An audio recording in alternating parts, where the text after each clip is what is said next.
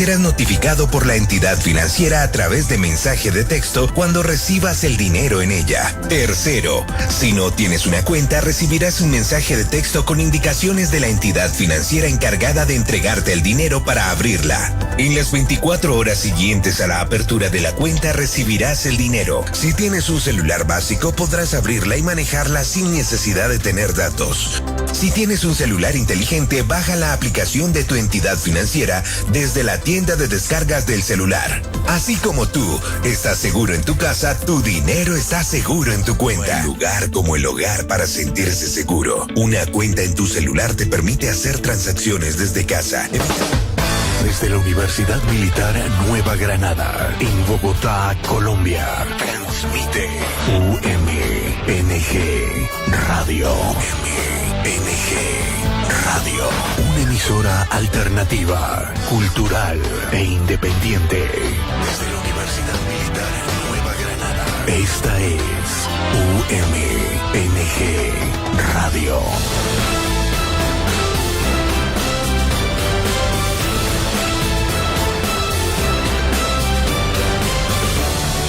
Bueno, sean todos bienvenidos a una nueva emisión virtual del Consultorio Jurídico Radial de la Universidad Militar Nueva Granada. Este es un espacio de actualidad jurídica orientado al tratamiento de problemáticas de derecho que hoy por hoy afectan a la ciudadanía en general y a todas las comunidades y sectores desfavorecidos de la sociedad y desde luego a los miembros de la fuerza pública y el sector defensa. Tal y como lo habíamos anunciado en la emisión pasada, para el día de hoy hemos preparado un programa interesante dedicado a tratar temas de derecho de familia y violencia intrafamiliar y de género, el cual hemos titulado Actores institucionales y medidas contra la violencia intrafamiliar y de género en el marco del estado de emergencia y aislamiento preventivo. En estos términos, le damos la bienvenida a nuestros panelistas, docentes y coordinadores del Consultorio Jurídico también de la Universidad Militar Nueva Granada, y a nuestras invitadas especiales, ni más faltaba, con quienes tenemos el gusto de compartir el programa del día de hoy sobre estos temas de derecho tan importantes relacionados con el núcleo fundamental de la sociedad, la familia. Bueno, en ese sentido le damos la bienvenida a la doctora Leisa Puentes Martínez, psicóloga, especialista en salud sexual humana, miembro del World Association of Sexology. Bienvenida, doctora Leisa. Rosenberg, muchísimas gracias por la invitación y realmente es un tema de impacto y de urgencia para tratar hoy. Muchas gracias, doctora Leisa. También le damos la bienvenida a otra de nuestras invitadas especiales el día de hoy, la doctora Sandra Soraya López, abogada, docente, investigadora, magíster en Derecho de Familia y actualmente docente de la Universidad Antonio Nariño. Bienvenida, doctora Sandra, ¿cómo está? Buenas tardes, doctor Rosenberg. Muy contenta de estar en el consultorio jurídico de la Universidad Militar Nueva Granada y obviamente le envío un saludo muy especial pues a las personas que nos acompañan hoy, a los radioescuchas y a todas las personas que nos están viendo. Igualmente, gracias doctora, muy amable por sus saludos. Igualmente le damos la bienvenida a nuestros panelistas, miembros del Consultorio Jurídico Radial, que en esta ocasión lo hacemos de manera virtual, el doctor Gonzalo Molano Salcedo. Doctor, ¿cómo está? Bienvenido. Muchas gracias, Rosenberg, compañeros de la mesa de trabajo.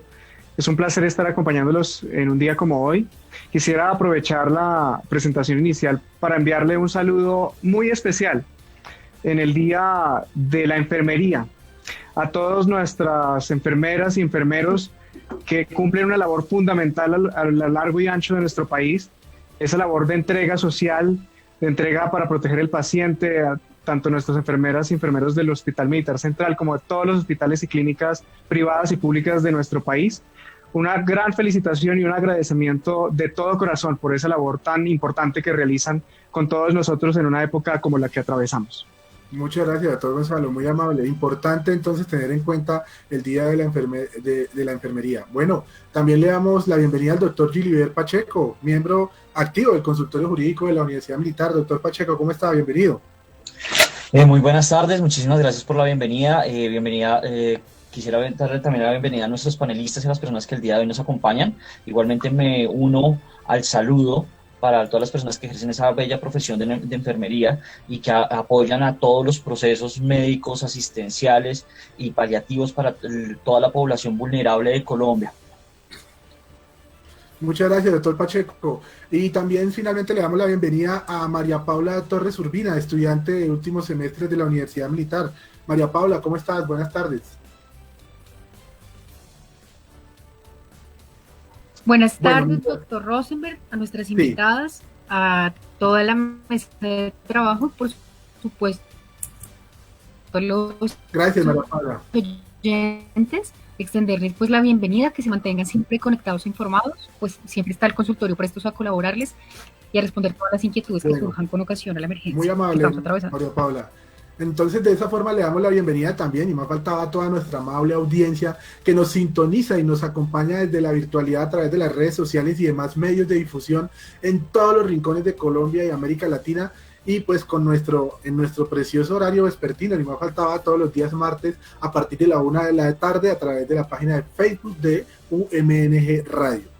Les recuerdo a todos nuestros panelistas que durante la emisión estaremos muy pendientes de todas las preguntas y comentarios frente al tema del día de hoy, los cuales trasladaremos a nuestros panelistas durante la emisión en los momentos que sean oportunos. Entonces, sin más preámbulo, damos inicio con la primera pregunta escogida por nuestros panelistas y los sondeos realizados por el consultorio jurídico en relación con el tema del día de hoy. Empecemos por analizar qué es lo que se entiende por violencia de género y violencia intrafamiliar a la luz del derecho de familia en Colombia. Doctora Sandra. Bueno, me gustaría, antes de hablar de la violencia de género, hablar un poco sobre la violencia intrafamiliar. Digamos, es un fenómeno que se produce en medio de la unidad familiar y puede ser, digamos, dirigido a cualquier miembro de la familia y se puede manifestar de diversas formas.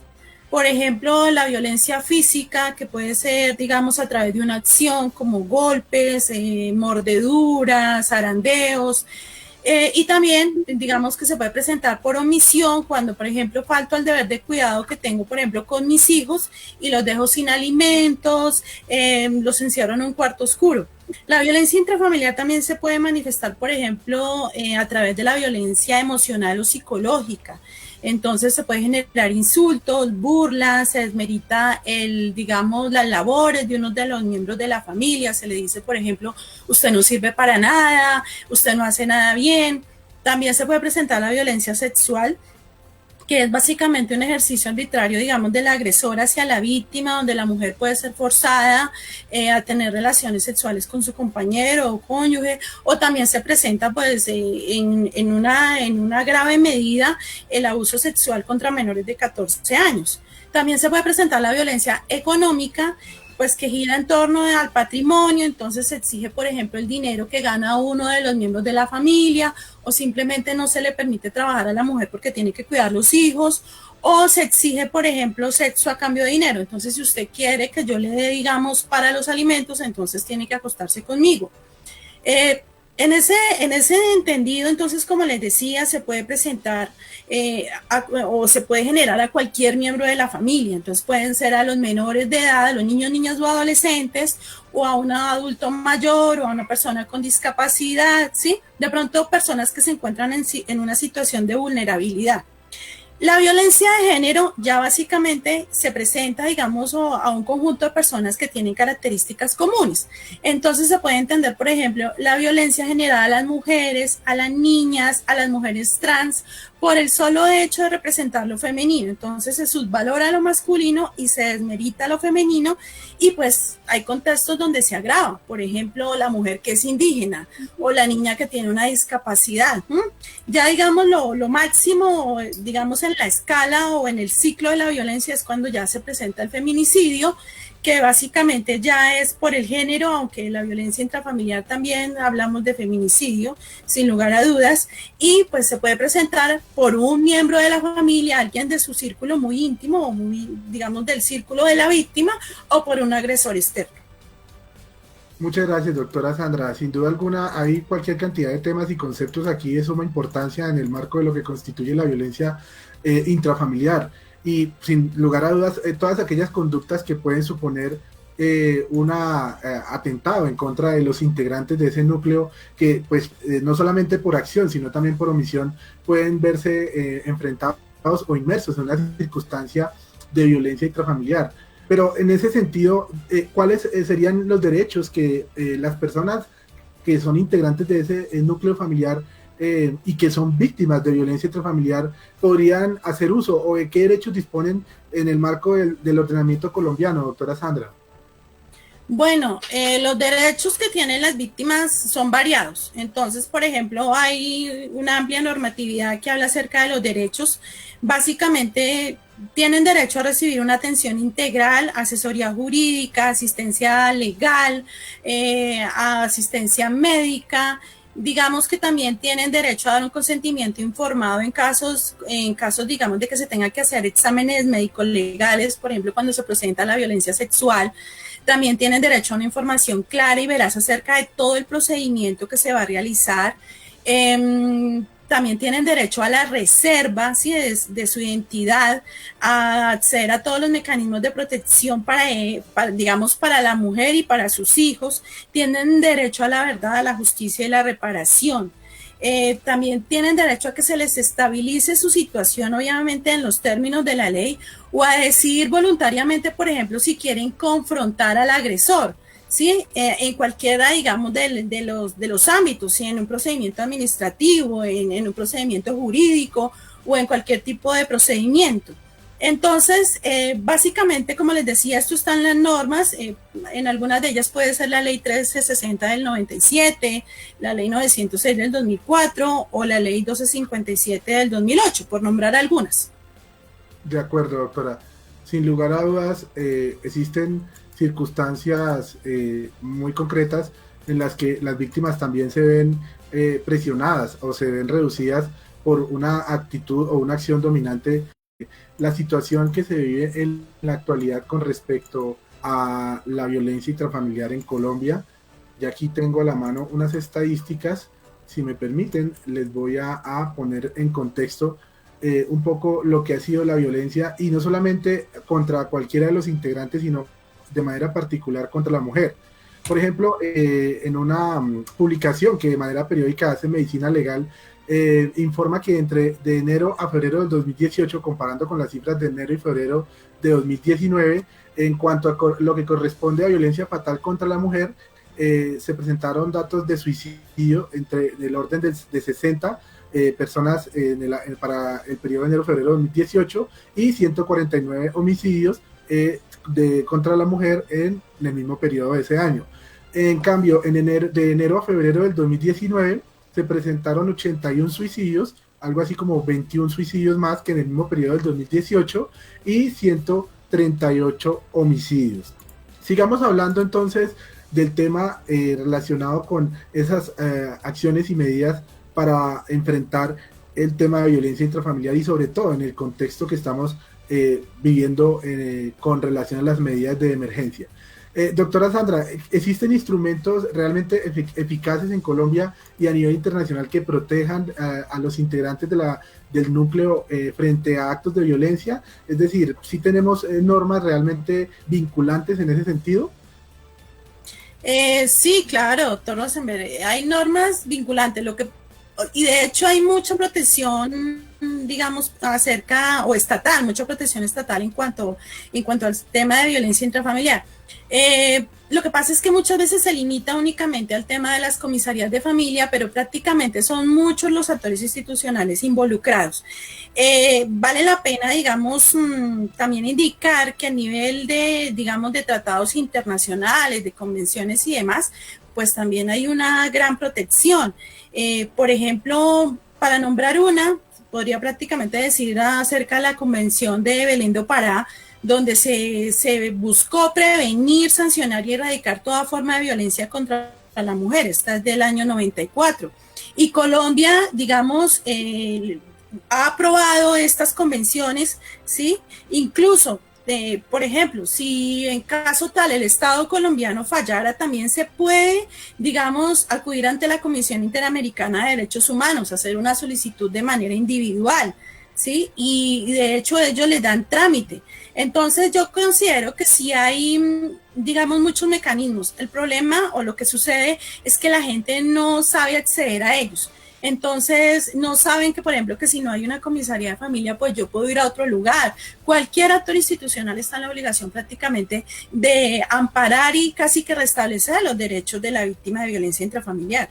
Interesante, doctora. Fíjese que a propósito de lo que usted está mencionando sobre la vinculatoriedad de estos instrumentos internacionales y de carácter interamericano, hace unos escasos meses, la Corte Constitucional, para serle más exacto, el pasado 25 de febrero de este año, mediante sentencia de unificación, más exactamente la SU 080 del 2020, determinó que los jueces de familia, en el marco de procesos que se adelantan por divorcio o cesación de efectos civiles, están en la obligación de pronunciarse sobre el derecho a la reparación efectiva a que tiene la mujer que sea víctima de violencia intrafamiliar, y especialmente cuando se trata de esa causal, que es la causal de divorcio relacionada con los malos tratos y ultrajes en contra de alguno de los cónyuges o compañeros permanentes. Me parece interesante este precedente porque realmente es pertinente abordar esta cuestión también desde la perspectiva de la jurisprudencia. ¿Qué opinión le merece eso, doctora? ¿Considera que realmente es un avance en la protección de los derechos de las mujeres y de la familia como núcleo esencial de la sociedad? Bueno, lo que pasa es que, digamos, de cierta manera, esto es algo de largo aliento, ¿no? Esto se tiene que, digamos, las políticas y demás, la jurisprudencia y todo, yo siempre he dicho que tiene que, digamos, evolucionar de acuerdo a precisamente la evolución social. Como tú lo has mencionado, pues la familia es el núcleo fundamental de la sociedad, y a medida que evoluciona la sociedad, la familia sí que más como núcleo. Entonces, claro, cualquier medida que se va tomando en este momento pues es adecuada. Sin embargo, se debe empezar en políticas públicas de largo aliento. Yo casi que diría que ningún esfuerzo es, digamos, innecesario. Se debe prácticamente asumir de todos los sectores una responsabilidad, no solamente, por ejemplo, de los actores institucionales, como lo hemos venido hablando, sino incluso de la sociedad misma. Nosotros somos corresponsables de actuar dentro de la violencia intrafamiliar. ¿Y en qué sentido lo digo? Por ejemplo, si nosotros nos damos cuenta que en la casa del lado, por ejemplo, hay personas víctimas de violencia intrafamiliar, pues nosotros como sociedad tenemos la obligación también de denunciar. Es decir, esto es de todos, esto no es solamente de la jurisprudencia o de la legislación, es, digamos, de toda la sociedad. Tiene que estar, digamos, inmersa en este tema y contribuir a su total erradicación. Gracias, doctora. Nuestra estudiante María Paula nos va a ayudar con la siguiente pregunta hecha por nuestros seguidores, relacionada con las instituciones y las autoridades competentes encargadas de velar por la protección de las víctimas de violencia intrafamiliar. María Paula, te escuchamos. ¿Qué pudiste averiguar sobre esas instituciones? Bueno, doctor Rosenberg, muchas gracias por cederme el uso de la palabra, y con mucho gusto pues procederemos a responderle a los usuarios bajo los siguientes términos de la ley, propiamente del decreto 2734 del año 2012, ¿sí? El cual de alguna manera faculta a las siguientes autoridades. Puede ser el comisario de familia, siempre y cuando este sea el comisario de redundancia del lugar donde ocurrieron los hechos, como refería la doctora, donde se presentó el caso de la violencia intrafamiliar. También sucede que existen municipios donde no se da esta figura del comisario de familia. ¿Quién será el competente? Será competente el juez civil municipal o promiscuo municipal del domicilio de la mujer víctima, en caso de que sea una mujer, o del lugar donde fue cometida como tal la agresión. Sin embargo, pues este decreto también hace unas salvedades. Podrá ser también el juez de control de garantías cuando estos casos lleguen directamente a la Fiscalía General de la Nación por un delito ya tipificado como violencia intrafamiliar o por situaciones de violencia en ámbitos diferentes al familiar. Entonces, cuando se es por violencia intrafamiliar, se continuará con el proceso y pues posteriormente el fiscal impartirá unas medidas de protección hacia la persona que fue agredida. Gracias, María Paula. Qué importante estos aspectos que acabas de mencionar, sin duda alguna, con relación a las medidas que más adelante iremos profundizando en la medida del desarrollo del programa del día de hoy. Pero sigamos un poquito analizando desde la perspectiva del impacto social, algunas cifras sobre lo que ocurre en estos momentos, o sea, cómo estamos y en qué va el asunto de la violencia intrafamiliar. Veamos algunas cifras. Más o menos comparando entre 2016 y 2020, tenemos aquí una publicación del Ministerio de Defensa y del Sistema de Estadística de la Policía Nacional que ha recaudado los siguientes datos. Tenemos que para enero y marzo, más o menos en esos mismos periodos de 2016, se registraron 26.595 casos. En el 2017 bajó con 25.254 casos.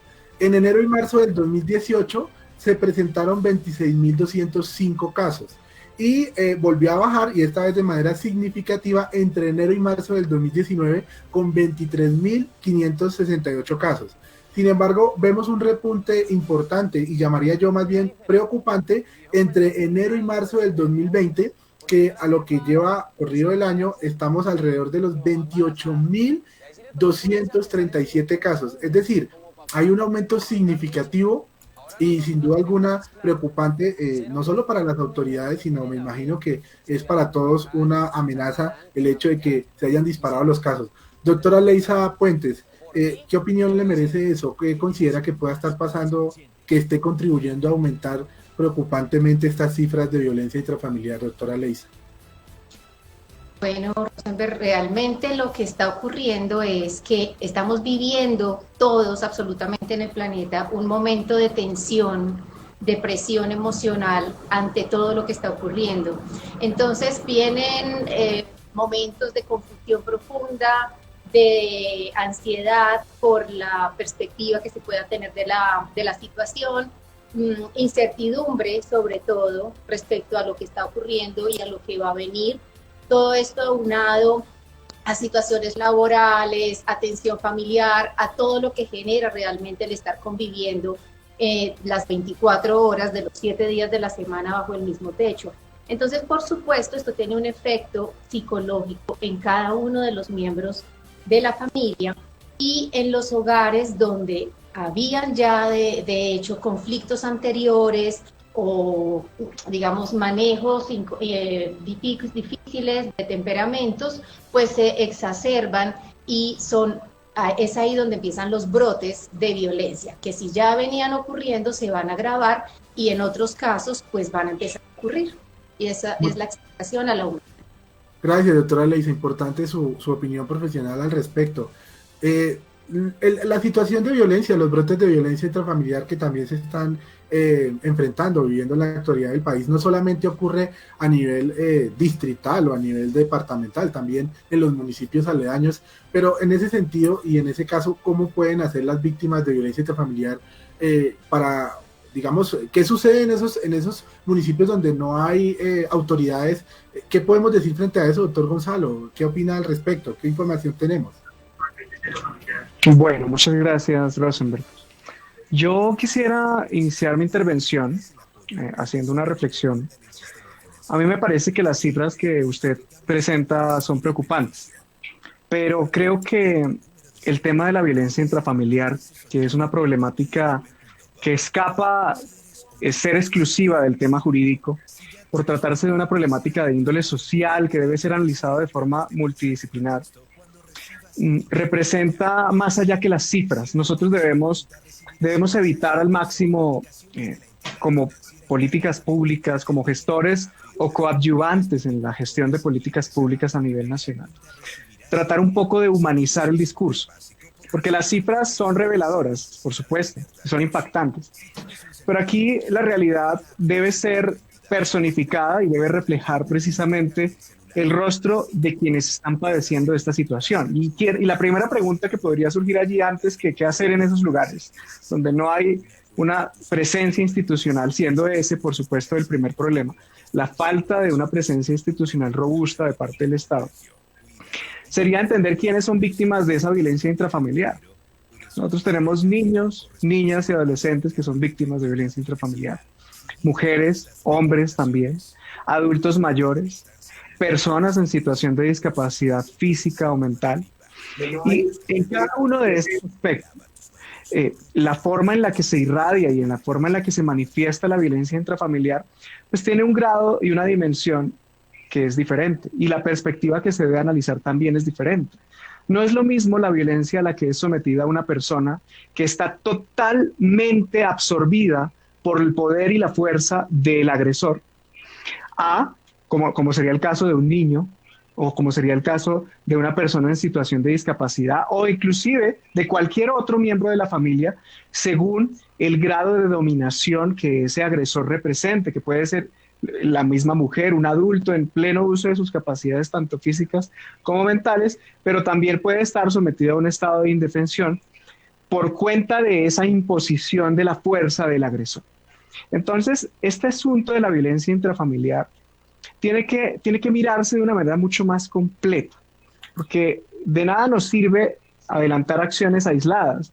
Por ejemplo, tenemos, y esto sí lo digo como abogado, tenemos una enorme gama de legislación que trata y regula y especifica e identifica con lujo de detalles en qué consiste la violencia intrafamiliar. Pero si no se adelantan medidas de manera interdisciplinar, y ya me refiero a qué quiero llegar con ese punto, pues no vamos a poder cambiar el panorama. Y esto con el agravante de que siendo la familia el núcleo fundamental de la sociedad, los factores de violencia que se presenten en su interior necesariamente van a repercutir en la violencia generalizada en el país. Si hay violencia a nivel del entorno familiar, va a haber una violencia exacerbada también en el corto, mediano o largo plazo en el país. Entonces, ahora sí, haciendo ese contexto inicial, me parece que sería importante enviar este mensaje. Nosotros a nivel institucional contamos con una organización bastante clara al respecto de qué autoridades acudir. Los defensores de familia son la autoridad por excelencia, y las comisarías de familia son las autoridades a nivel municipal y distrital, por excelencia, el primer camino de acceso a la justicia en caso de agresiones, en caso de conflictos a nivel intrafamiliar. Sin embargo, hay municipios, son pocos realmente, pero hay municipios todavía en el país en donde no hay presencia ni de un defensor de familia ni de una comisaría de familia, en donde se pueden adelantar las medidas de protección de las que hablaremos más adelante. Entonces, ¿a dónde puedo acudir yo? Puedo acudir ante una inspección de policía. Pero entonces, y con esto ya cierro mi intervención inicial, nosotros debemos como Estado, como sociedad, tratar de esforzarnos, enfocar los esfuerzos de la institucionalidad para que en los lugares, tanto a nivel distrital como en las zonas de la periferia del país, haya un equipo multidisciplinario, donde haya un psicólogo, donde haya un médico forense, donde haya atención desde la perspectiva sociológica, desde la perspectiva jurídica, por supuesto, desde la perspectiva familiar, médica, de los impactos psicológicos de la violencia. Porque aquí lo que tenemos hoy en la realidad es que en muchos lugares el funcionario que es nombrado en la inspección de policía, pues quizás es una persona que no tiene la formación necesaria para resolver conflictos de índole familiar, para ofrecer fórmulas, para disminuir los índices y, por supuesto, ayudar y salvar vidas, porque es que cuando hablamos de violencia intrafamiliar, estamos hablando de mejorar la calidad de vida y de salvar vidas al final de cuentas. Entonces, allí también hay que tener en cuenta que aun cuando hay autoridades y hay mecanismos y hay medidas, si no disponemos como Estado, como institución, de la estructura multidisciplinar necesaria para brindar un acompañamiento completo que observe todas las ópticas que generan, que pueden llevar a causar este problema y adicionalmente que serían aquellas que deberíamos examinar para solucionar el problema, pues los esfuerzos quedarían inocuos ante una realidad desbordante, más en las circunstancias que nos describía con total precisión la doctora Gonzalo, muy amable. Vamos a una pequeña pausa. Emergencia. Ingreso Solidario surge como una estrategia para ayudar a las familias más vulnerables que no están en ningún programa social. Si eres parte de este grupo, recibirás 160,000 pesos para enfrentar la emergencia. Si ya tienes una cuenta, tu entidad te contactará cuando consignen tu dinero. Si no la tienes, las indicaciones para abrir tu cuenta en la entidad asignada te llegarán como mensaje de texto. En las 24 horas siguientes a la apertura de la cuenta recibirás el dinero. No te dejes engañar. No necesitas intermediarios, inscripciones o participar en sorteos. Este dinero es tuyo y estará seguro en tu cuenta hasta que lo necesites. Si necesitas retirarlo, no te expongas y evita aglomeraciones. Elige siempre la opción más segura y cercana a ti. Entra a ingresosolidario.dnp.gov.co y conoce si eres beneficiario. Ingreso Solidario, una acción del Gobierno Nacional, un esfuerzo de los colombianos para los colombianos.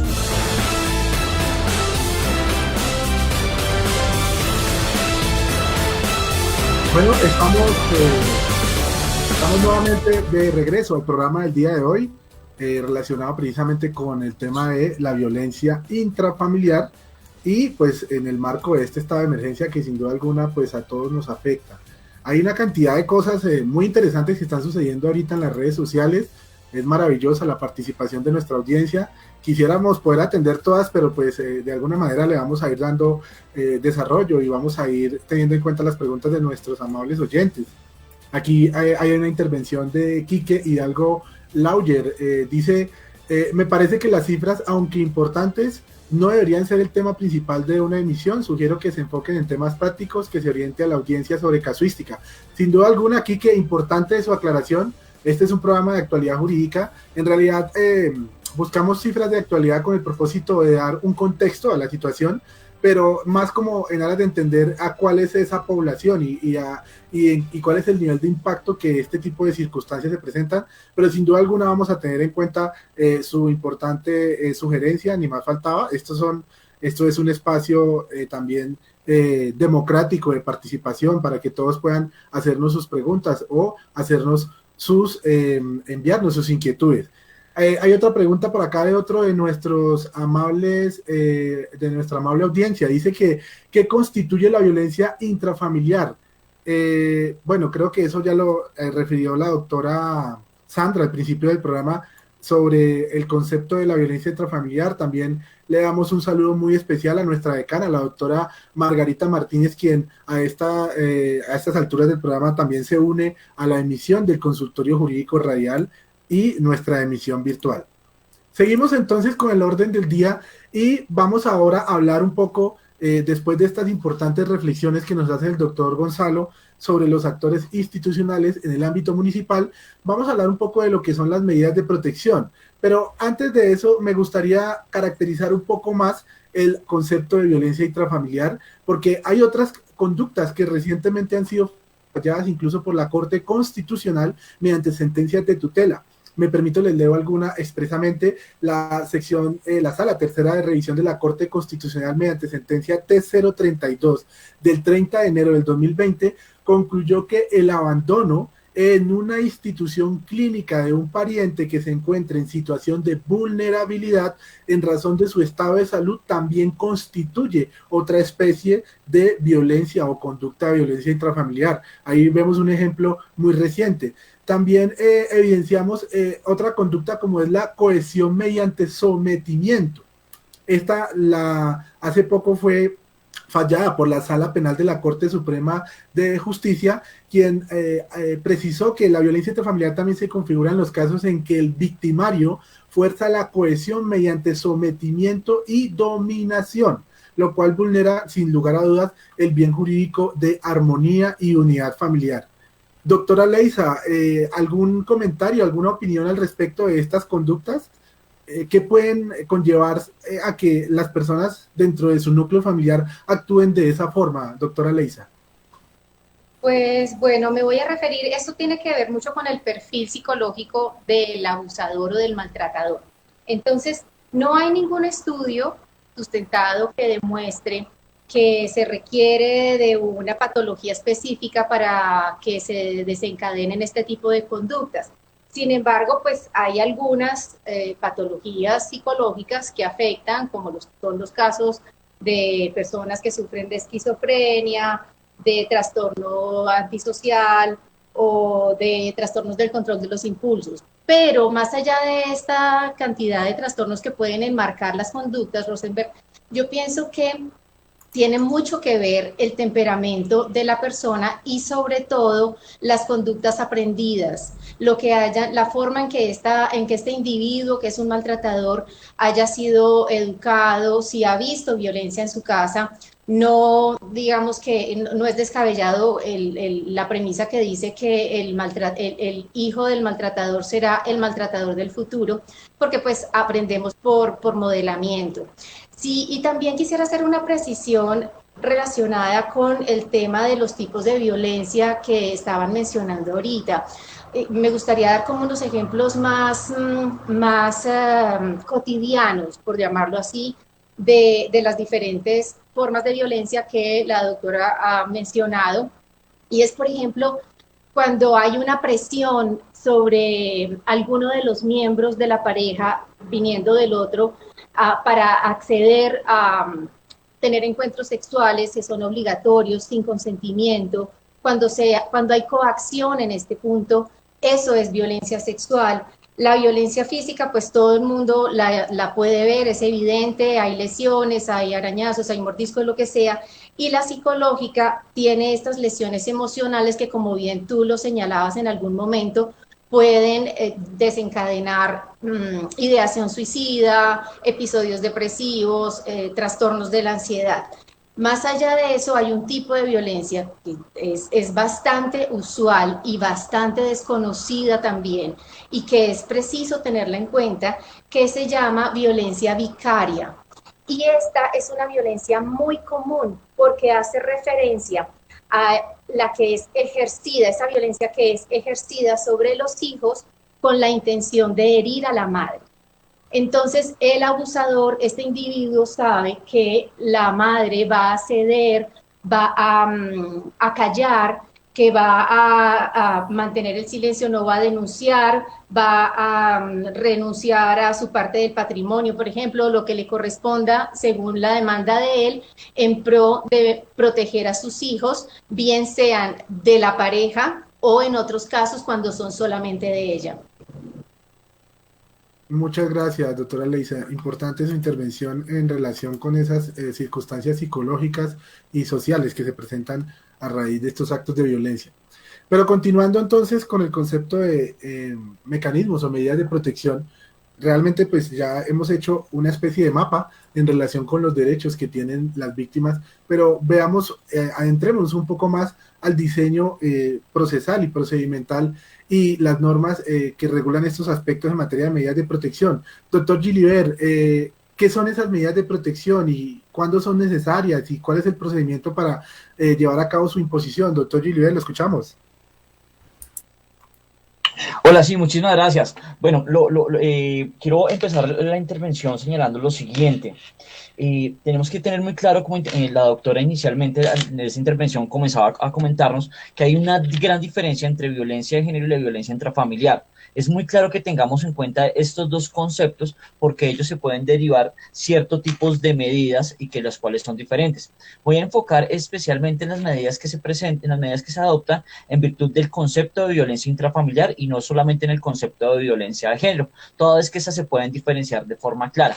Entonces, para hablar de las medidas como tal que se pueden adoptar en virtud de la violencia intrafamiliar, hay varias, pero se pueden concretar en 4 básicamente.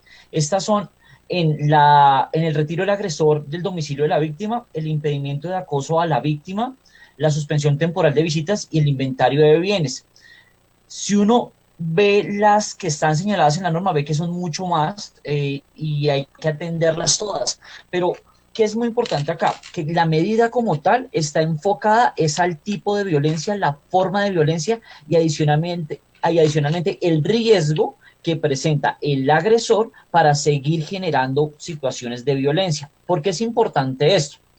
Porque la violencia económica no bajen, la medida que se debe tomar cuando se presenta violencia económica tiene que ser acorde a este tipo de violencia. ¿sí? Y evitar que se escale el tipo de violencia, toda vez que si se toma una medida que no es consecuente con la forma de violencia que se presenta, se podría estar tomando una medida que totalmente es inocua, que no tiene ninguna finalidad. Entonces, dentro de las medidas, como le estaba mencionando, hay una que señala ordenar al agresor el desalojo de la casa de habitación que comparte con la víctima cuando su presencia constituye una amenaza para la vida.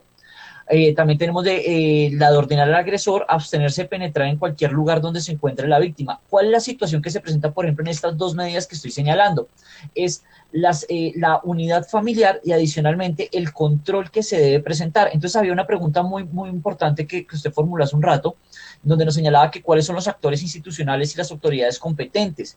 Y aquí es muy, muy importante determinar cuál es la función de cada uno, toda vez de que aquí interactúan todas las instituciones. Está el Instituto Colombiano de Bienestar Familiar, están las comisarías, está la Policía Nacional, y teniendo en cuenta el tipo de medida, inclusive están las autoridades de carácter civil. Por ejemplo, si la medida es ordenar al agresor a abstenerse de penetrar en cualquier lugar donde se encuentre la víctima y usted se encuentra, por ejemplo, en un conjunto residencial, usted claramente puede señalar que se le informe a la administración para que la administración pase el respectivo orden a la empresa de vigilancia para que se evite el ingreso de esta persona a la unidad residencial. Pero ¿qué sucede, por ejemplo, cuando la medida se adopta y uno no vive en un conjunto residencial, sino uno vive en una casa que no tiene este tipo de controles para el ingreso, sino solamente la llavecita de la puerta para poder ingresar a la unidad habitacional?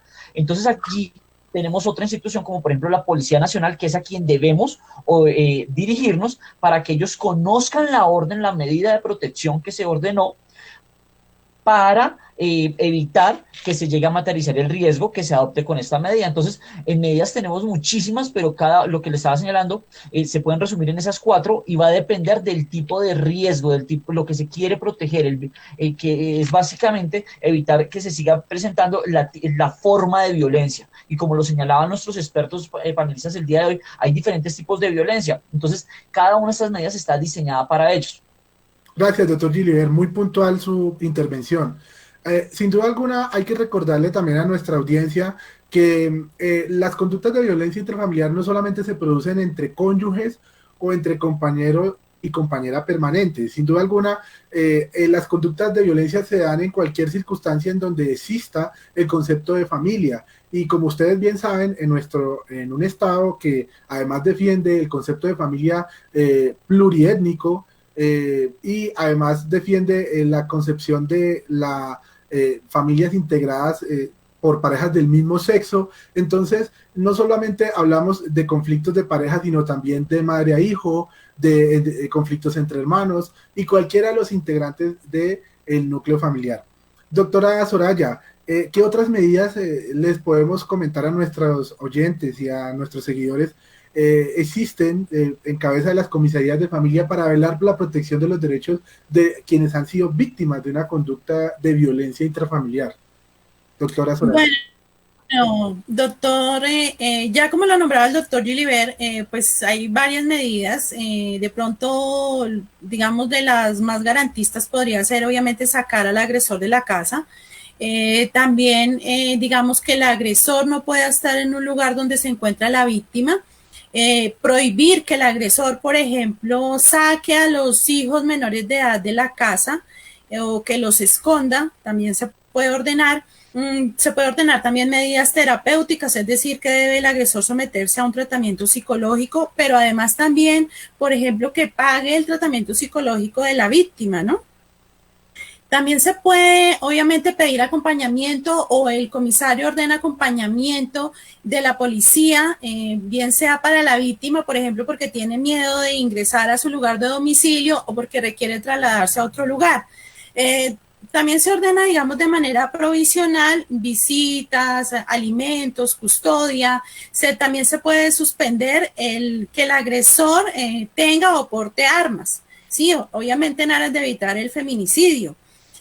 También, digamos, de manera provisional se puede establecer, digamos, cómo van a ser las pensiones alimentarias, cómo va a ser el uso y disfrute de la vivienda familiar, o de pronto que cómo evitar también que el agresor disponga o enajene sus propios bienes. también se ordena y es común que, por ejemplo, el agresor devuelva objetos de uso personal de la víctima, porque a veces se presenta que en este juego de poder, pues el agresor se le lleva casi que la ropa a la víctima, objetos personales, documentos, ¿sí? Temas que de pronto puedan usarse como material probatorio más adelante. Entonces se ordena que se devuelva toda esta documentación y todos estos objetos. Igual, pues el comisario puede pensar en medidas, obviamente, que protejan y eviten la vulneración de los derechos de la víctima de violencia intrafamiliar. Gracias, doctora.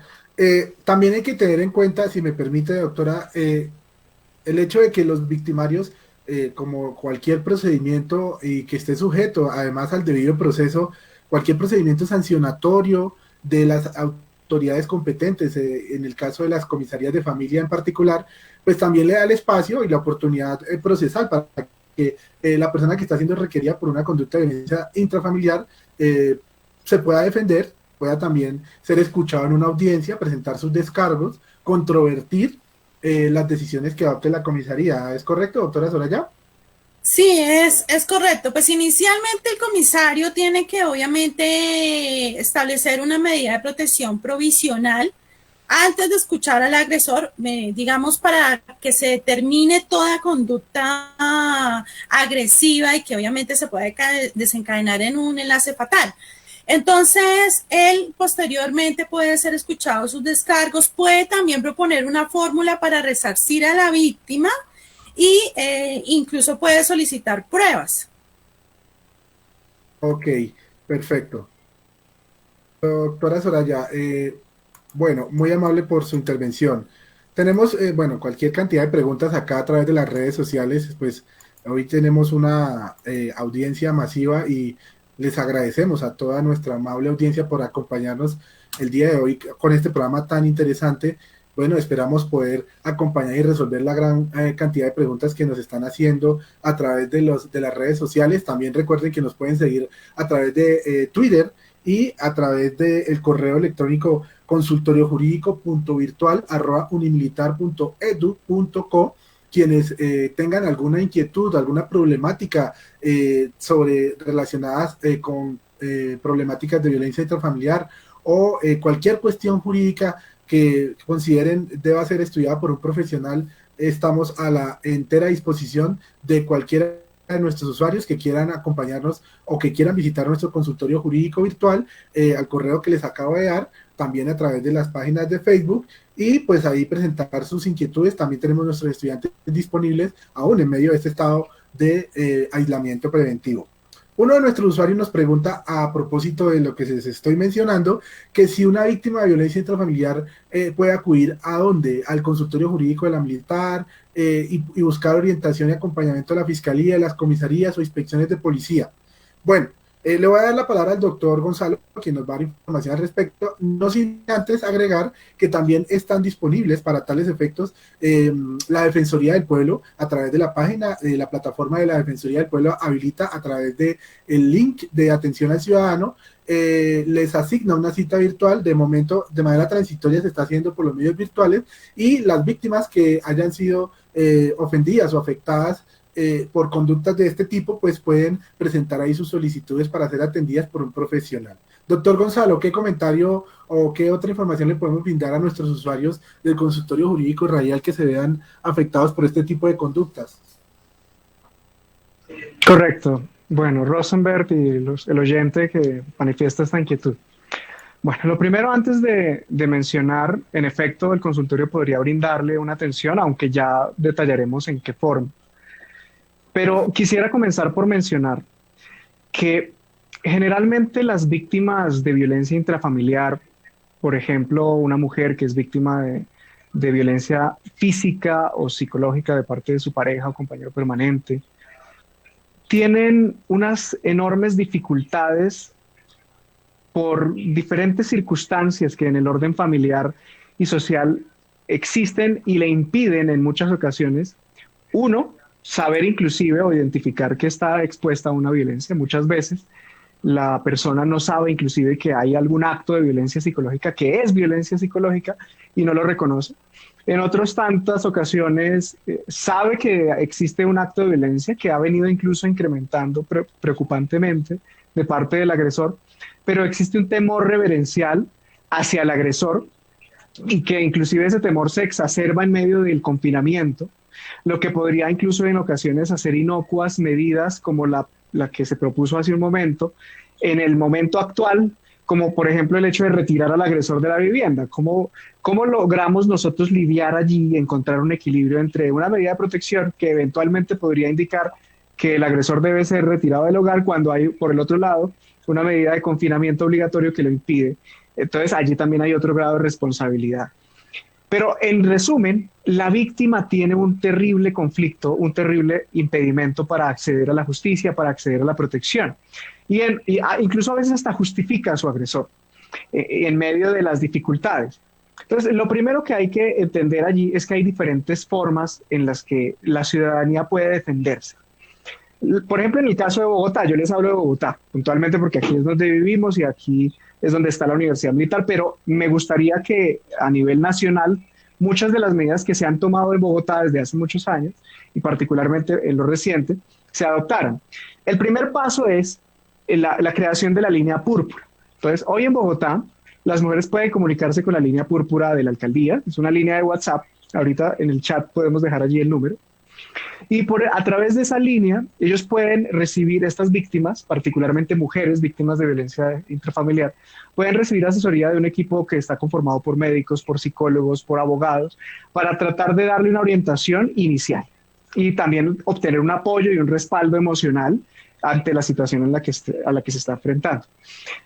En medio del confinamiento, ¿a dónde puede salir una víctima? Bueno, ir a hacer mercado. Recordemos hace poco, apenas el día 11 de mayo se eliminó el tema del pico y género.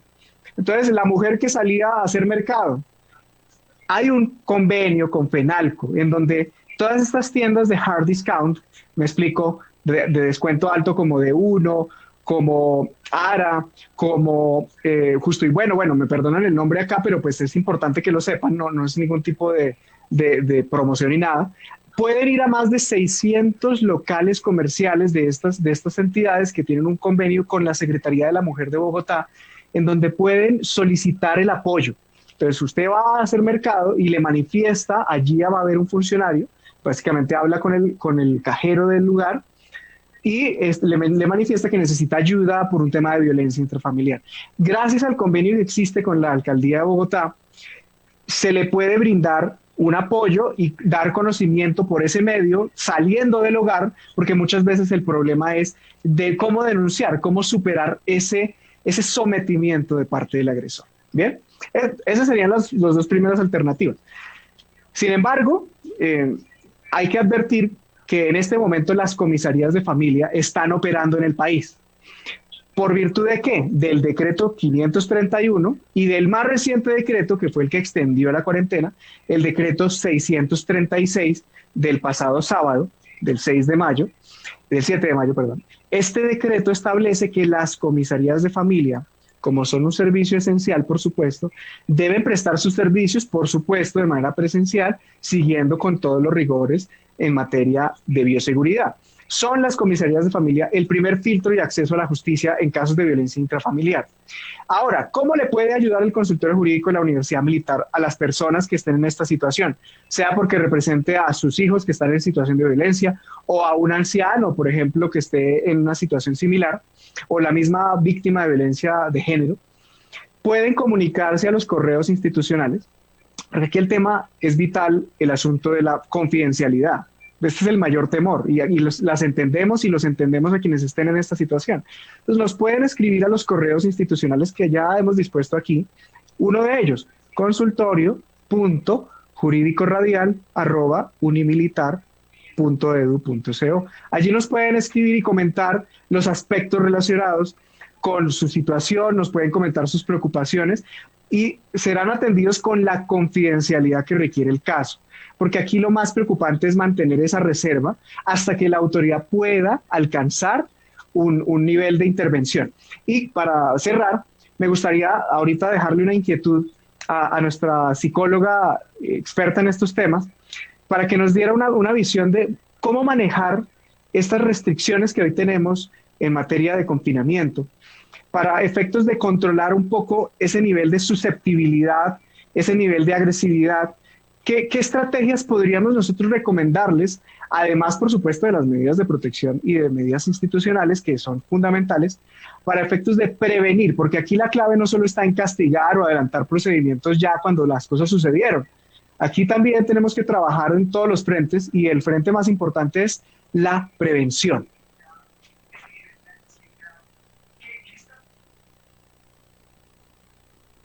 Muchas gracias, doctor Gonzalo. Muy pertinente su acotación y sus precisiones. Sin duda alguna, ahorita también le daremos, después de esta pausa, la palabra a la doctora Leisa.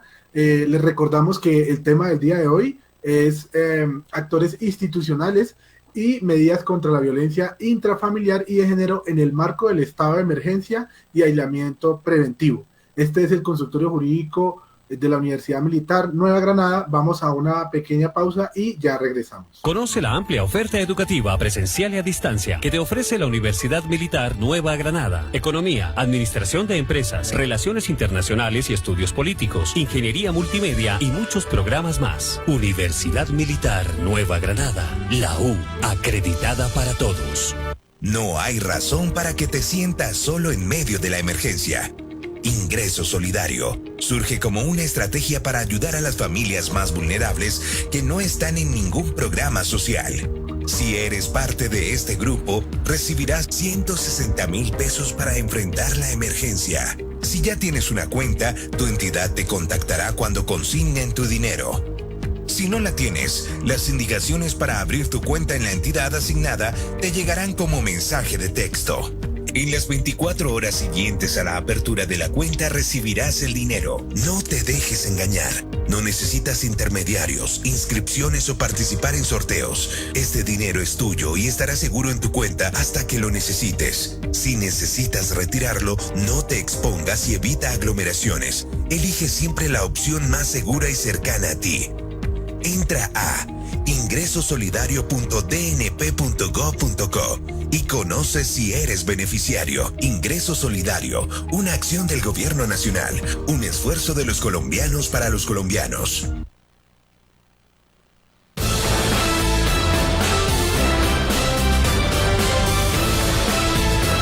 Bueno, vamos de regreso a este segundo bloque del programa del día de hoy. Estamos hablando de unos temas de actualidad jurídica de relevancia y bueno, estamos contando hoy con la valiosa presencia de dos especialistas en el tema de derecho familia, sin duda alguna. Doctora Leisa, además, aunándonos a la pregunta que nos trasladó ahorita el doctor Gonzalo, me gustaría que también nos hablara de quiénes son esos actores vulnerables o cuáles son los actores o los miembros más vulnerables del núcleo familiar frente a este tipo de agresiones y qué circunstancias también conllevan a que el victimario asuma conductas violentas en contra de los miembros del núcleo familiar. Doctora Leisa. Bien, Rosenberg. Mira, cualquier persona que esté cobijada bajo el techo de una unidad que se puede considerar familiar, que no necesariamente tienen que ser miembros de la familia, porque aquí también vale la pena resaltar que, por ejemplo, un lugar donde le estén rentando una habitación o le estén dando alojamiento a una persona, si se ejerce algún tipo de violencia, también se considera violencia intrafamiliar. Hay no solamente, como decían antes, este es un tipo de violencia que se da hacia la mujer. Hay una creencia particular que solamente somos nosotras las mujeres maltratadas. Y sí, es verdad que somos mucho más vulnerables socialmente y culturalmente hablando. Y también por estadísticas somos la mayoría en las víctimas. Sin embargo, hay un flagelo complicado y es cuando la violencia se ejerce en el sentido contrario, que es de la mujer hacia el hombre. Entonces aquí entra todo un contexto cultural que pone al hombre en jaque, porque pues pone la cuestión de su honor y de su hombría, se ve afectada si denuncia o si le confiesa a alguien que está siendo víctima de algún tipo de maltrato físico o psicológico. Entonces los hombres también pueden serlo. Otro punto importante es el maltrato al adulto mayor. Cuando viven en estas familias que acogen a los abuelos, a los padres del uno o del otro miembro de la familia, cuando hay estas restricciones que tienen que ver con las decisiones sobre su propio manejo económico, por ejemplo, familias que le manejan la pensión a los abuelos y pierden completamente la visibilidad y la autonomía para decidir, esto también se considera maltrato.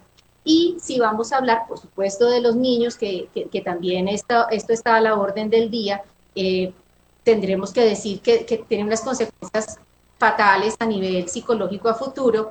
Y más allá hay, digamos, como una terminología para hablar de un tipo de familia que se considera familia multiespecie. Y tú sabes que aquí se están involucrando nuevas leyes a nivel no solamente nacional, sino mundial, donde se habla del respeto hacia los animales. Entonces, pues trágicamente las mascotas vienen siendo también objeto de violencia. ¿Y cómo se ejerce la violencia? Pues resulta que cuando hay agresión del esposo hacia la esposa, si ella, un objeto de cariño es su perro, entonces es el típico caso en el que el señor llega y le da 3 patadas al perro y afecta psicológicamente a través de la agresión hacia el perro a la esposa. Pero también fíjate tú que contra cualquier miembro, incluso hasta los animales, puede ejercerse la violencia. Importante esa aclaración, doctora Leisa. Sin duda alguna, todos los miembros del núcleo familiar pueden estar expuestos a ser vulnerables y a la vez ser victimarios de estas conductas, ¿no? Y pues hablando también de la familia unipersonal, ¿no? Me imagino yo que pueden darse circunstancias de ese tipo de violencia relacionadas con familias pequeñas y también familias extendidas. Bueno, muchas gracias, doctora Leisa. Sigamos entonces atendiendo las inquietudes que nos presentan en estos momentos nuestros seguidores a través de las redes sociales. Bueno, aquí tenemos varias preguntas interesantes, entre ellas aquí Fernando García pregunta que con la actual crisis de hacinamiento y sobrepoblación en los establecimientos penitenciarios y carcelarios, ¿qué hacen con una persona a la que imponen medida de aseguramiento por violencia intrafamiliar en la cual ocasionó lesiones personales a las víctimas? Bueno, una pregunta bastante puntual, bastante de grueso calibre. Vamos entonces a darle el uso de la palabra al doctor Gonzalo. ¿Qué opinión tiene al respecto? Es totalmente lógico que una persona que además incurre en unas conductas que rebasan el Código Penal, porque pues además es una conducta, como llamamos los abogados y los expertos en penal, típica, antijurídica y culpable, y fuera del hecho, pues pone con los pelos de punta al resto de la comunidad dentro de ese núcleo familiar. Pues no es lógico que esa persona tenga que ser objeto de una medida de aseguramiento privativa de la libertad en su propio domicilio, porque pues sigue agravándose la situación de violencia y de hostilidad.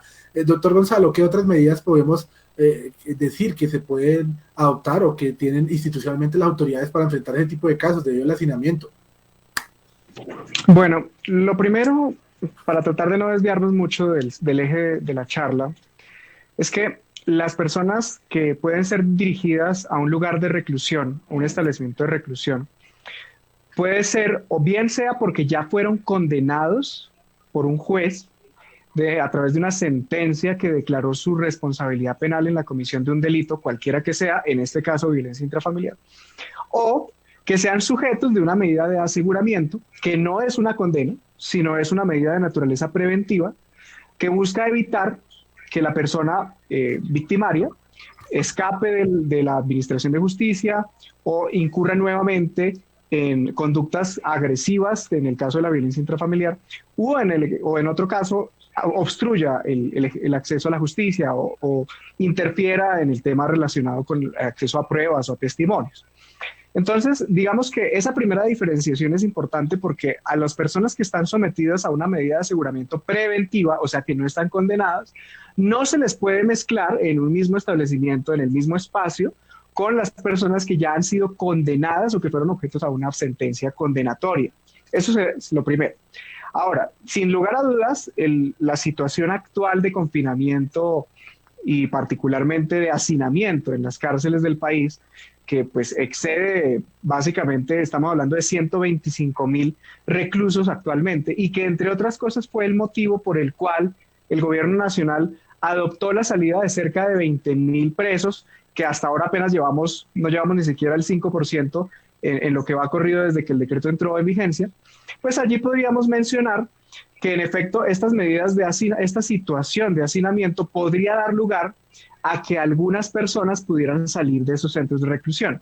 Sin embargo, el decreto presidencial hace unas precisiones y excluye dentro de los delitos que podrían ser objeto de ese beneficio de excarcelación y de sustitución de la medida de restricción intramural a una domiciliaria, el caso, por ejemplo, de violencia contra menores de edad, niños, niñas y adolescentes.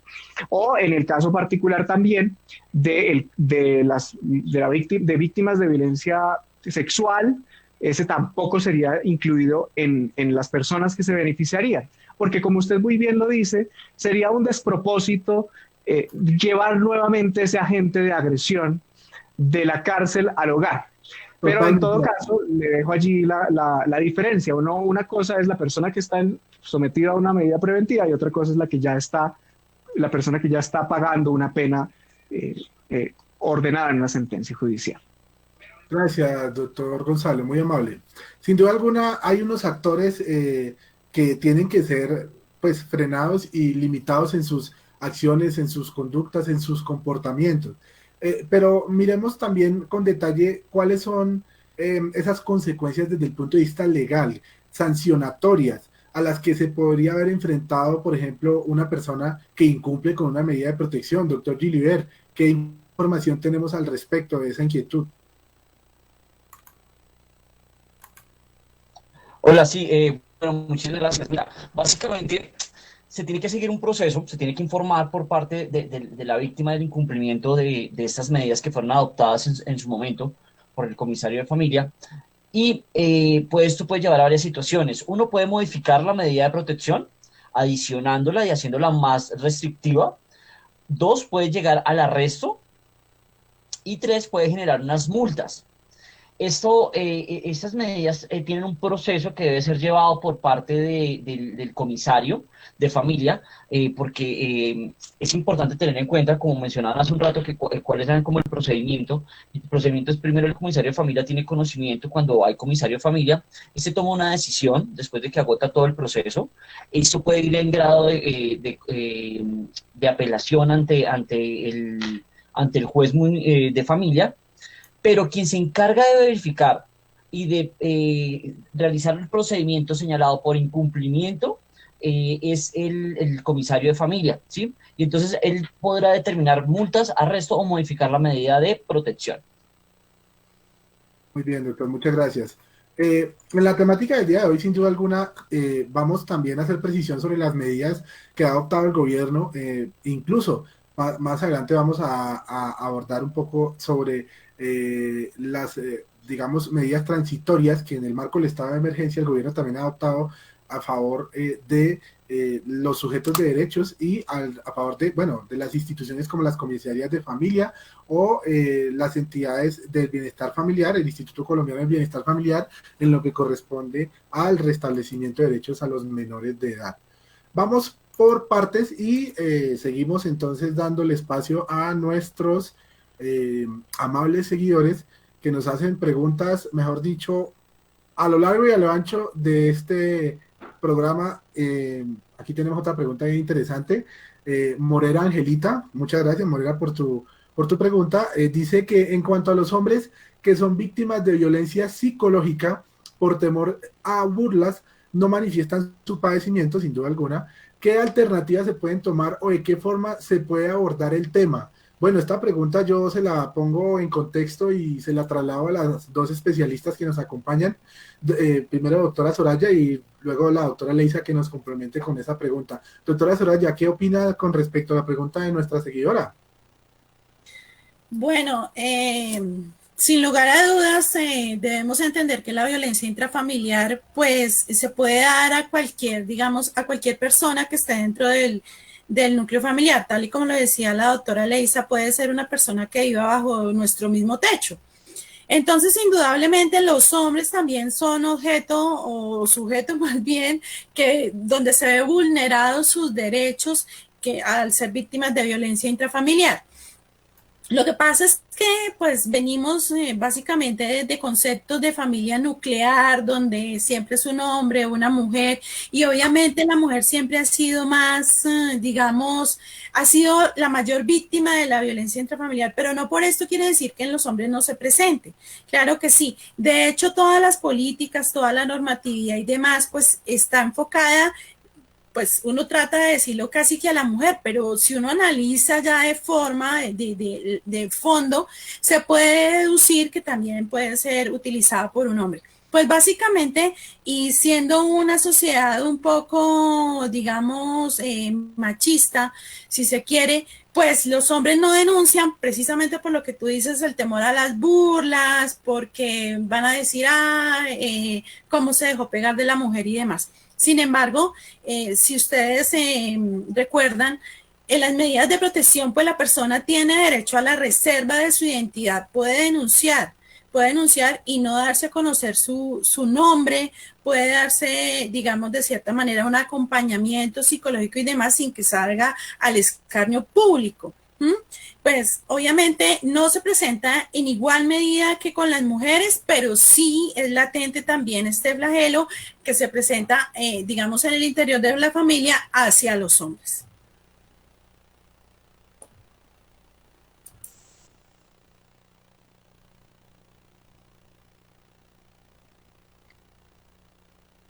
Bueno, creo que es mi turno para responder, ¿verdad? Adelante, doctora Leisa. Bien, sí, enlazando con lo que estaba diciendo la doctora Soraya, sí, efectivamente hay una presión cultural, una presión social que inhibe a que el hombre pueda ir a poner la denuncia. Yo creo que es supremamente importante en este escenario, como en muchísimos otros que me toca lidiar relacionados con mi carrera, la educación en sexualidad, en una sexualidad sana. Todo esto hace parte de la forma como nosotros nos vinculamos con nuestra pareja y con las otras personas. Entonces, ¿qué ocurre? Que los hombres no tienen claridad sobre cuáles son las formas de agresión que podemos ejercer nosotras las mujeres en el contexto de una pareja. Y si bien es cierto que los hombres son los principales agresivos físicos, agresores físicos, no hay que desconocer que nosotras podemos ser unas increíblemente y negativamente hablando, agresoras verbales.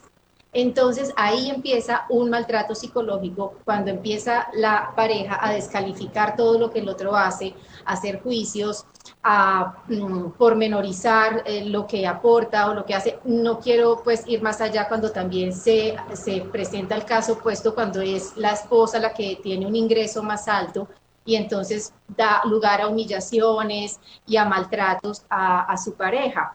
Esto realmente es un tema de un equilibrio de poderes que nace precisamente de la capacidad que podamos tener nosotros como seres humanos de comprender que en un vínculo de pareja no debe haber uno que tenga una supremacía sobre el otro, sino que es un trabajo mancomunado donde los dos van jalando para el mismo lado, donde los dos merecen los mismos derechos y también se comprometen a los mismos deberes. Por ahí me había quedado una pregunta por responderle al doctor Gonzalo. No sé si la respondo en este momento o... No, doctora Leisa, no faltaba. Continúe. Creo que era relacionada con las recomendaciones a las víctimas y sobre todo en este estado de cuarentena, doctora Leisa. Es que me parece supremamente importante y no quiero dejarla de pronto que se acabe el tiempo, porque sé que mucha de la gente que tiene la gentileza de estarlos escuchando puede hacer un buen uso de esto.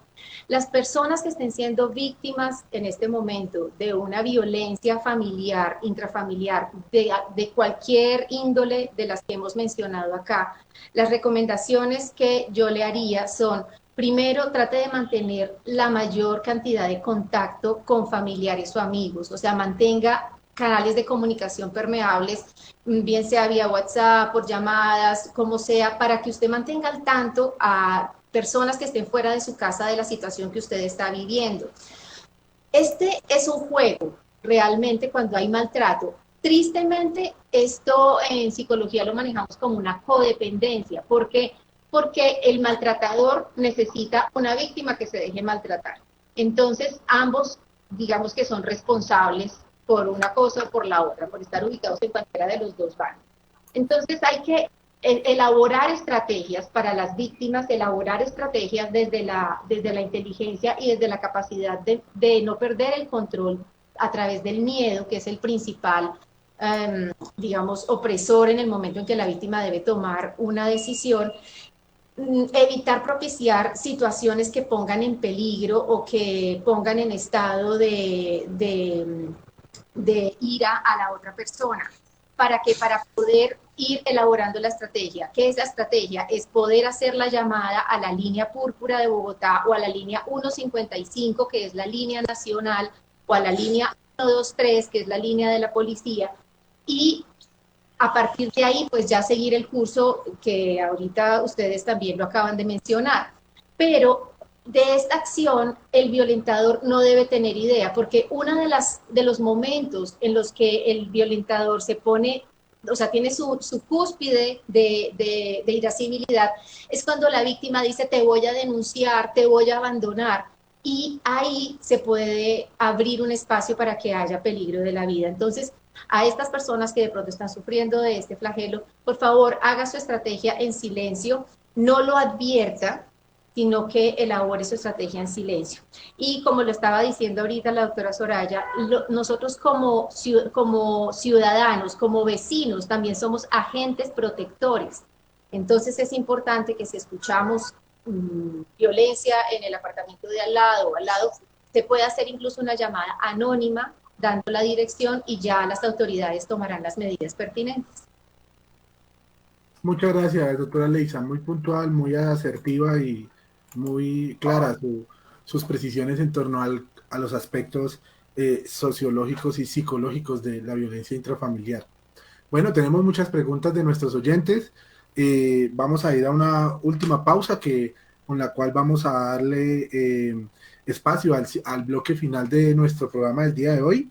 Les recordamos que este es un espacio virtual en el cual el Consultorio Jurídico Radial de la Universidad Militar Nueva Granada emite todos los martes desde la 1 de la tarde este programa que aborda a problemáticas de actualidad y problemáticas de interés general para la ciudadanía y las comunidades menos favorecidas. Recuerden que este es el Consultorio Jurídico Radial. La temática de hoy es actores institucionales y medidas contra la violencia intrafamiliar y de género en el marco del estado de emergencia y aislamiento preventivo. Vamos a una pequeña pausa y ya regresamos. Hola Juan, tantos años sin verte. ¿Aún trabajas con tu familia? No, estudié Relaciones Internacionales y Estudios Políticos en la Militar y ahora trabajo como asesor en una ONG. Pero yo siempre te veía trabajar. La Comisaría de Familia frente a las medidas de protección para solicitar desalojo. Los hogares de paso, por ejemplo, son una medida de restablecimiento de derechos que puede ser ordenada por las autoridades administrativas en favor de las víctimas de violencia intrafamiliar cuando lo consideren necesario.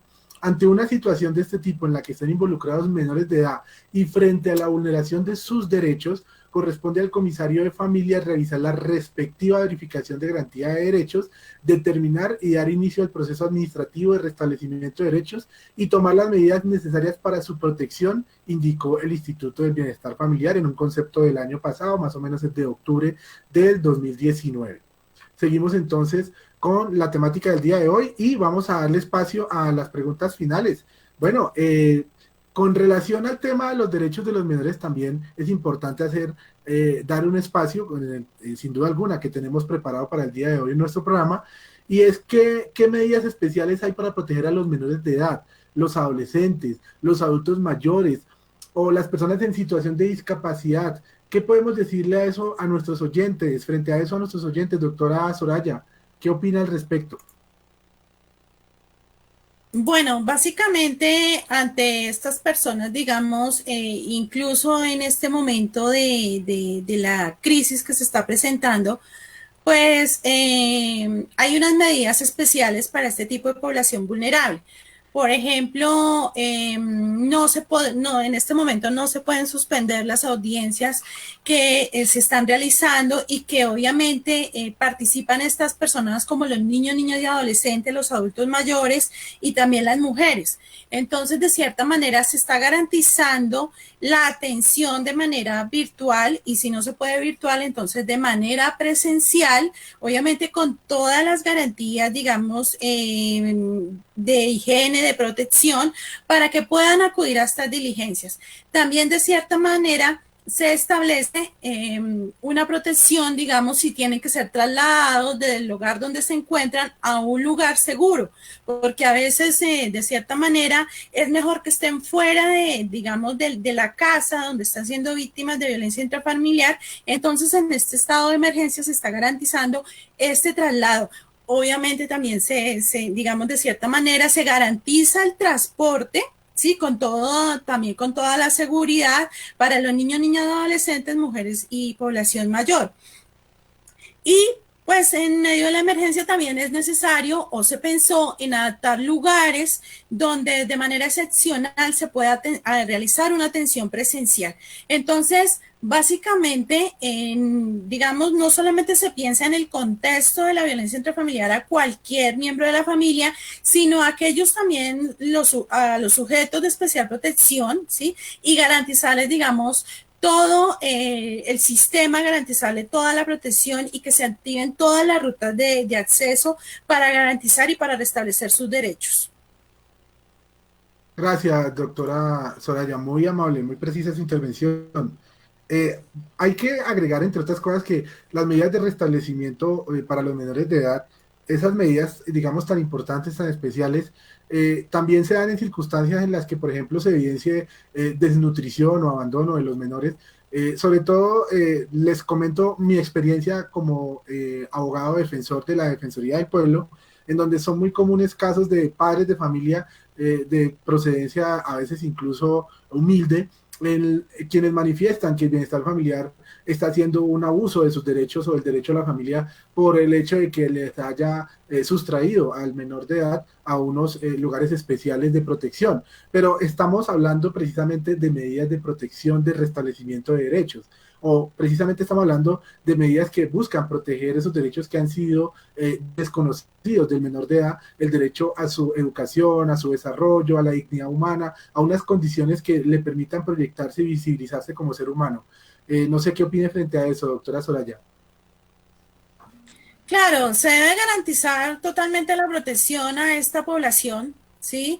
Garantizarle el acceso a la educación, a la salud y demás, más cuando ellos son la población más vulnerable, ¿no? Entonces, si uno analiza de cierta manera la violencia que se presenta dentro de la familia, que por cierto, quiero hacer una precisión ahí, que es cíclica, es decir, empieza cíclica y escalonada porque se empieza a presentar en diferentes niveles. Entonces, pues, claro, se tiene que garantizar la mayor protección a esta población vulnerable, ¿no? Entonces, si se presenta una vulneración de derechos de un niño o niña y adolescente, pues obviamente se tienen que, más que cualquier otra cosa, reactivar las medidas de protección provisional de manera inmediata, ¿sí? Para lograr restablecer los derechos. Es así como debe ser retirado, por ejemplo, del lugar donde se están vulnerando sus derechos. Para eso también se cuenta con el apoyo del Instituto Colombiano de Bienestar Familiar. Ahora bien, los adultos mayores, quiero de pronto dar una precisión ahí, y es que incluso, digamos, de cierta manera, la violencia intrafamiliar de pareja siempre ha sido la cotidiana, pero de cierta forma de un tiempo para acá se ha venido disparando la atención por parte de las comisarías de familia a esa población adulto mayor que tiene, por ejemplo, conflictos con sus hijos, ¿sí? Entonces también hay que tratar de garantizar, y si es posible y si es necesario, pues sacar a los hijos de la casa, porque estamos hablando de personas mayores de 65 años.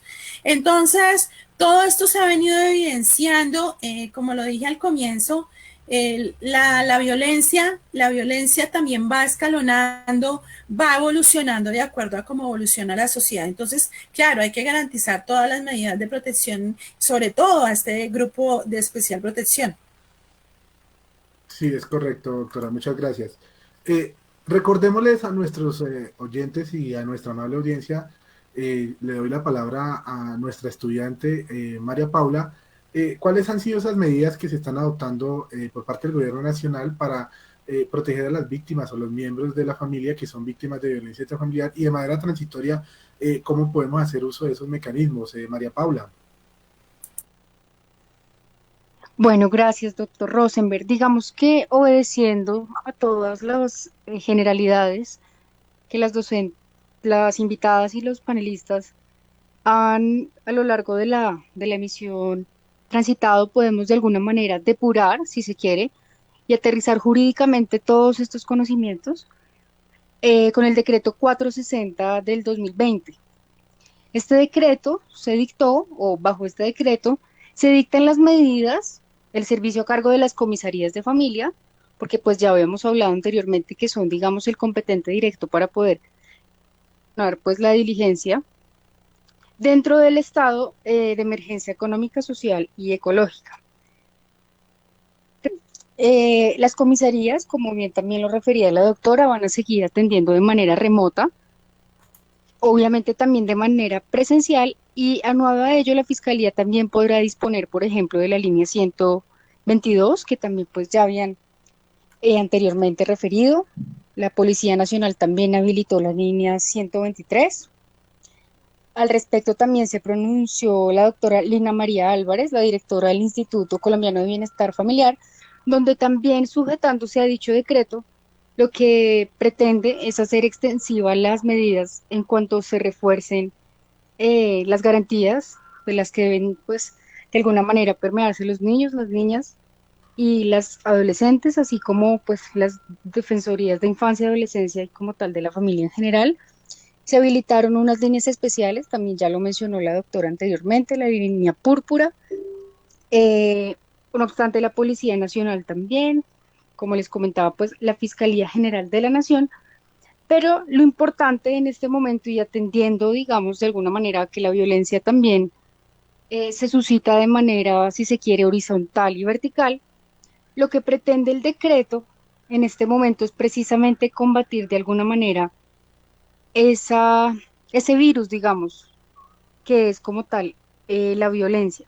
Resulta que el gobierno, con este decreto que les estoy mencionando, también lo que hace es facultar para que de manera remota, en términos generales, pues las comisarías puedan adelantar todas las labores pues tendientes a proteger a los integrantes de la familia.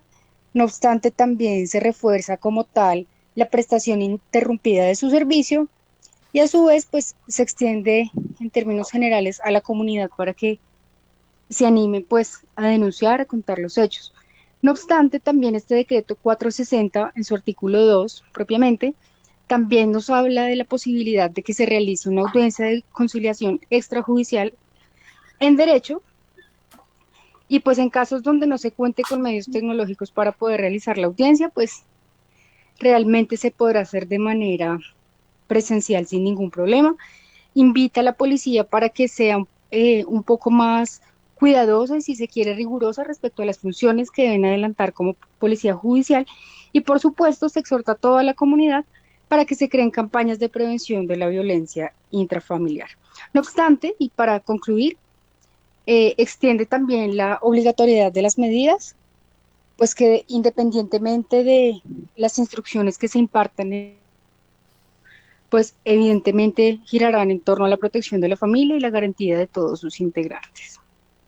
Gracias, María Paula. Importante los comentarios y la información que nos acaba de dar nuestra estudiante, miembro adscrito del Consultorio Jurídico de la Universidad Militar Nueva Granada. Doctora Leiza, ¿usted está de acuerdo con esa afirmación relacionada con el hecho de que la violencia intrafamiliar también es otra pandemia, o más bien otra circunstancia virulenta que estamos enfrentando al interior de nuestros hogares, doctora Leiza? Y aprovecho también para preguntarle qué medidas preventivas hay al respecto para tratar de contrarrestar un poco esas acciones agresivas de los miembros del núcleo familiar.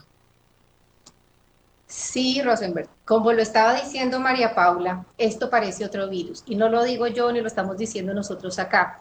Se han pronunciado los secretarios de la OMS y de la ONU hablando de la segunda pandemia, Y es que esto no está pasando solamente en Colombia, esto es una cosa que está ocurriendo a nivel global, esta escalada, este incremento horroroso de la violencia intrafamiliar y específicamente de la violencia contra la mujer, lo cual deja en evidencia absoluta que aún vivimos en un mundo donde no hemos podido entender que no deben haber fuerza de poderes porque ninguno es superior al otro.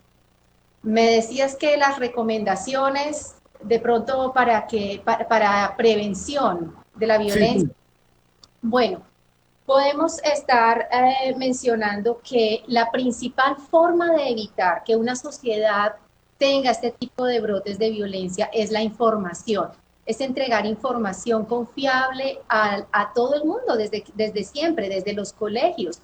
De hecho, la OMS enuncia en los derechos sexuales y reproductivos una cantidad de pautas que si se dieran en los colegios como parte de la educación seria, comprometida, digamos que no sea como una clase aislada, sino que haya una transferencia de ese conocimiento, ahorrarían muchísimos casos de violencia entre la pareja o de violencia intrafamiliar hacia los hijos, porque pues también da un manejo de este tipo de situaciones conflictivas. Me parece que también es importante que el Estado se comprometa en vincular el tratamiento terapéutico concomitante con el procedimiento jurídico.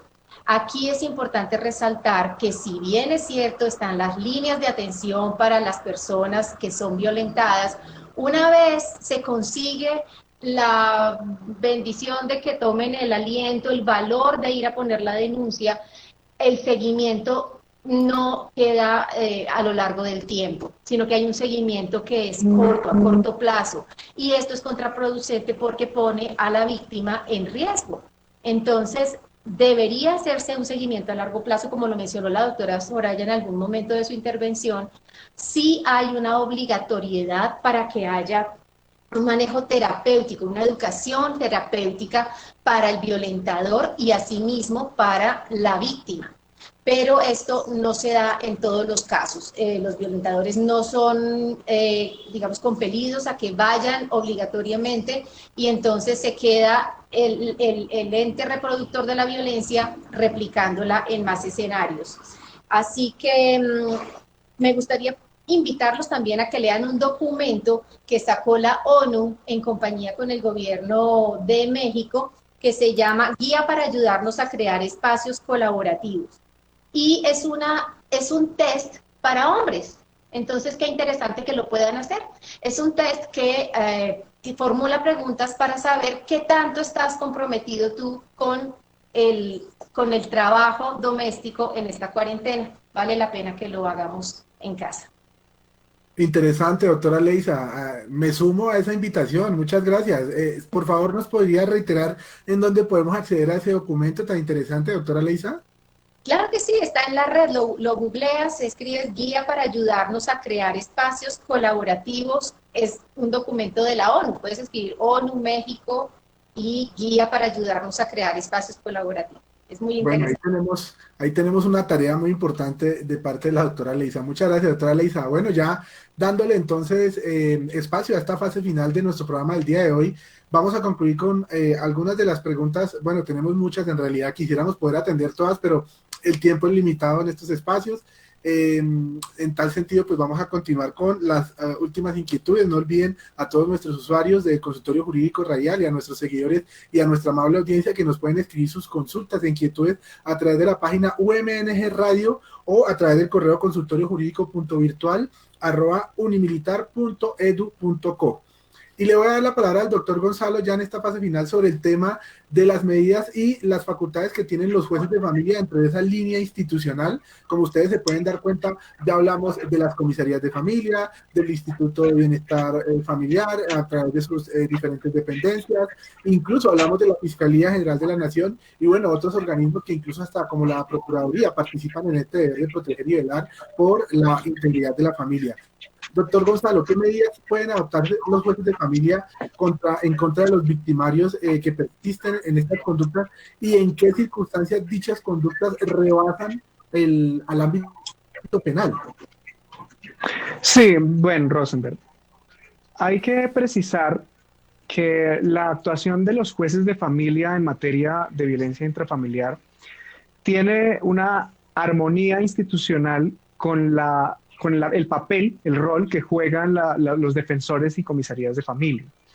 Por ejemplo, si una persona acude ante una comisaría de familia y es beneficiada de una medida de protección, como por ejemplo una orden directa que emite el defensor para que el agresor suspenda de manera definitiva las agresiones en su contra, si en el evento futuro se llegara a reincidir, aquí estamos hablando de una reincidencia, si se desacata esa orden restrictiva, esa medida de protección, como que puede ser cualquiera otra, no solamente un exhorto, sino también una limitación al acercamiento, al contacto físico y demás. Si el agresor o agresora llegara a incumplir esta medida, el defensor de familia tiene la facultad, en virtud de la ley 1098, de imponer unas sanciones que son de orden administrativo económico, que pueden tasarse en salarios mínimos, por ejemplo, 5, 6, 10 salarios mínimos mensuales, pueden ser 8, 9, casi 9 millones de pesos en la actualidad, a cargo de ese agresor que incumpla una medida de protección. Hay ocasiones en las que el agresor no tiene los recursos económicos o sigue nuevamente incurriendo en ese tipo de medidas, en ese tipo de actuaciones agresivas. Entonces, allí el defensor de familia pierde la competencia para ordenar una medida más allá de la económica. Y entonces, ¿cuál medida viene? El arresto. Como la misma Constitución política nos lo dice, en Colombia solamente puede ser sujeto a una medida privativa de la libertad una persona por orden de un juez. Entonces aquí viene el papel del juez de familia. Cuando definitivamente el agresor ha incumplido y en reiteradas ocasiones, el juez de familia puede computar esas medidas económicas en días de arresto. Entonces, por ejemplo, puede imponerle 15, 20 días de arresto, que estas medidas, digamos, todavía no son de naturaleza penal. El arresto no es una medida de castigo penal y no genera antecedentes. Sin embargo, sí es una medida correctiva de la que puede hacer uso el juez de familia.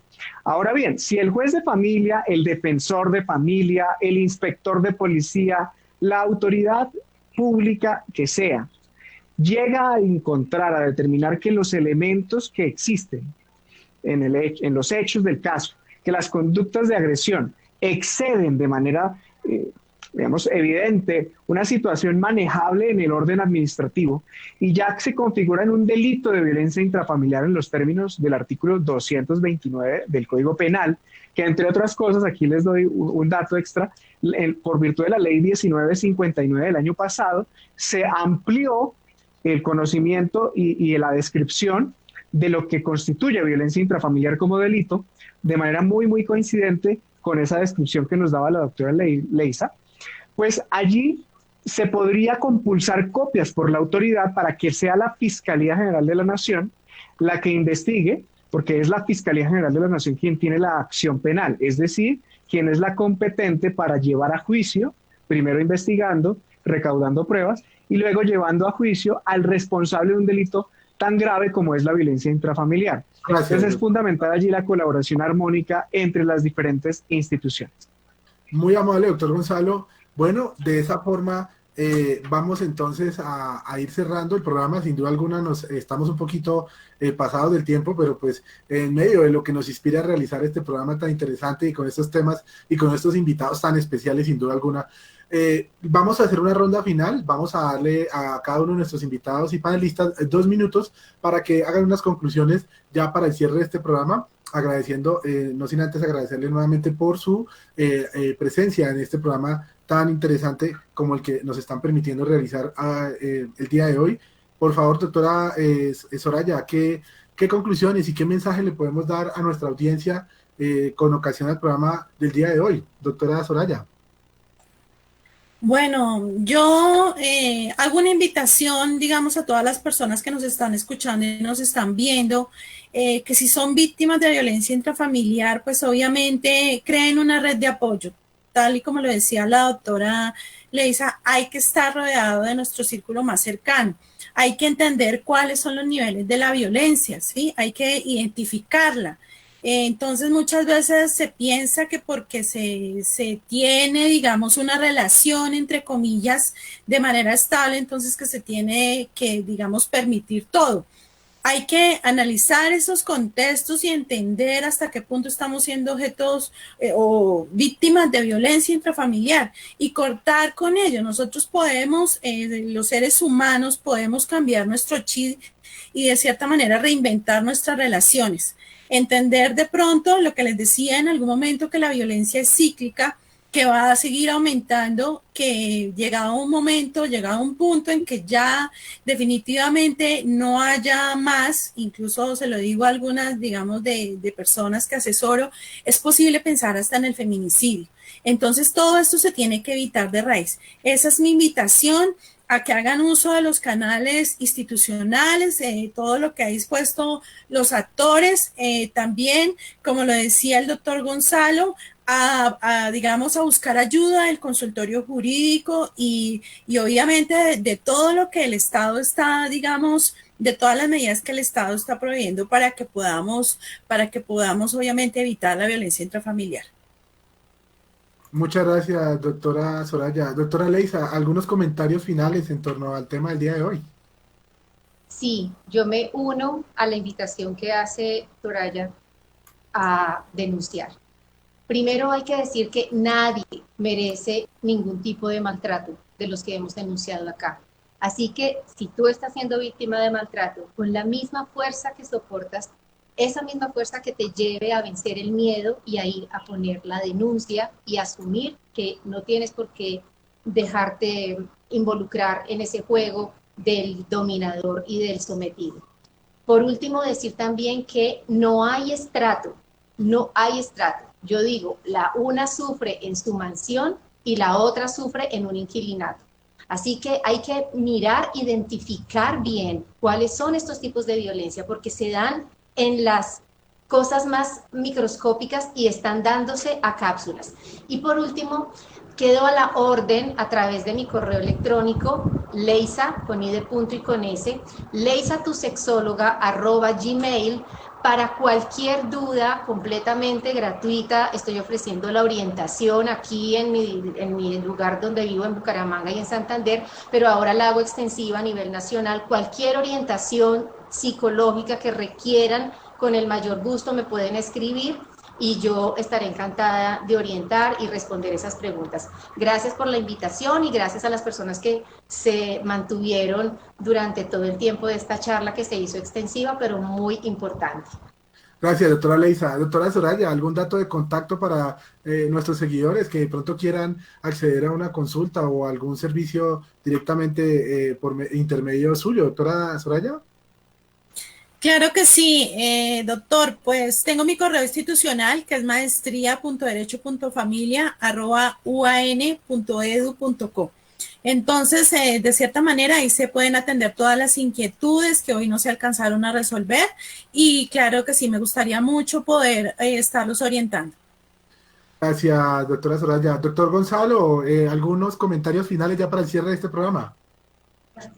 Me uno, por supuesto, a las conclusiones e invitaciones fundamentales a denunciar que hacen nuestras compañeras e invitadas. Y quisiera, en lo personal, concluir con la siguiente reflexión. La educación como elemento transformador de lo social, como elemento para erradicar la violencia, debe ser una extraordinaria coincidencia que hoy sea el Día de la Enfermería. Pero el Día de la Enfermería no se llamaba así hasta hace algunas décadas. Apenas 20, 30 años atrás, aún se llamaba el Día de la Enfermera. ¿Y esto por qué? ¿Por qué lo digo? Porque realmente, como lo decía hace un rato la doctora Leisa, las estructuras sociales nos envían y nos repletan, nos llenan de prejuicios permanentes que obviamente nulan nuestro sano juicio al respecto de las diferentes situaciones en la vida cotidiana. ¿Por qué hago énfasis en el Día de la Enfermería y el Día de la Enfermera? En la sociedad actual todavía queda un gran rezago de aquella famosa distribución de roles en las profesiones. Todavía hay algunas profesiones que pareciera que están destinadas solamente a un género o a unas personas en particular, a unos miembros en particular de la sociedad. Y esto está mal. Porque hoy tenemos enfermeras y enfermeros que son vitales en el servicio y no tiene por qué decirse de ninguna manera, y gracias a Dios, hace muchos años ya se ha venido transformando esa visión. Pero aún nos quedan algunos aspectos y algunos roles, y quiero hacer aquí esa extrapolación de la división social o de esa discriminación social, de que algunos trabajos solo deben ser ejercidos por hombres y otros por mujeres, que eso es algo ridículo, absolutamente ridículo, que debemos eliminar, y hacer esa extrapolación a los roles en la casa, a los roles en el hogar. Porque al igual que los roles profesionales, también pareciera ser que todavía tenemos un gran rezago allí de que es que son las mujeres, en su mayoría, las que deben dedicarse a los trabajos del hogar, y eso no es cierto. Y menos en una circunstancia como hoy, deberíamos permitir que eso se siga consolidando. Aprovechemos, cambiemos esa percepción. Esa invitación que nos hacía la doctora Leisa es vital. Hay que buscar cómo colaborar.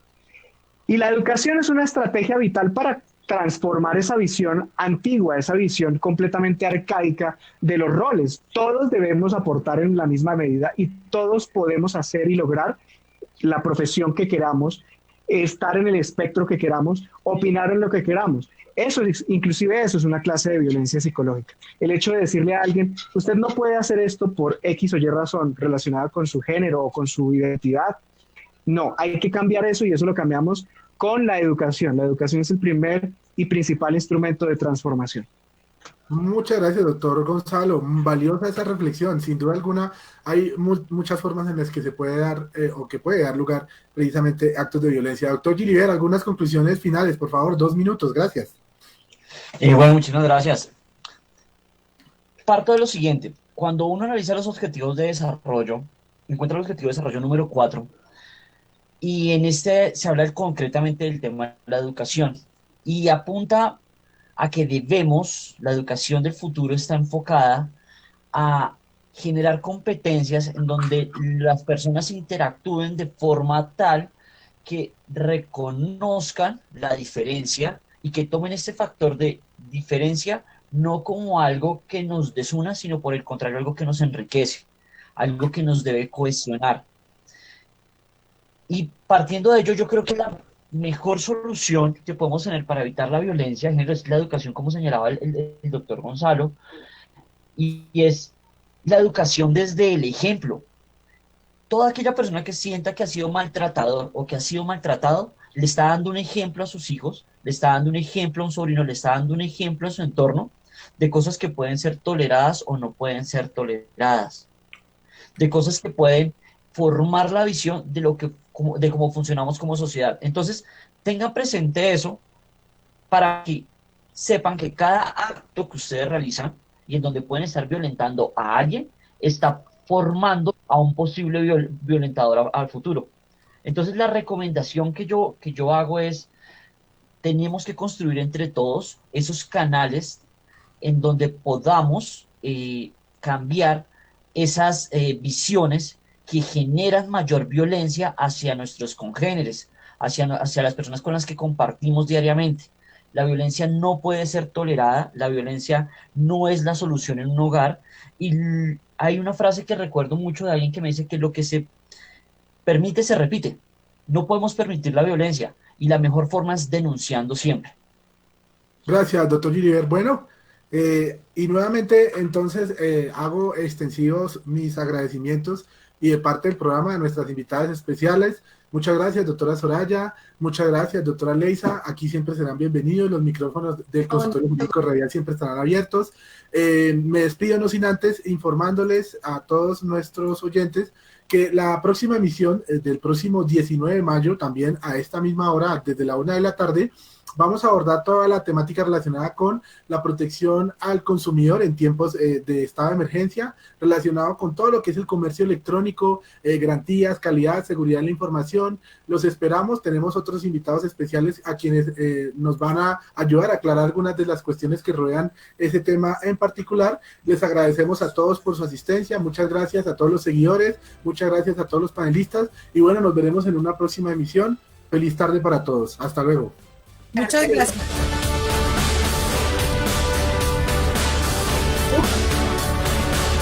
Pero yo creo que ya salimos de la...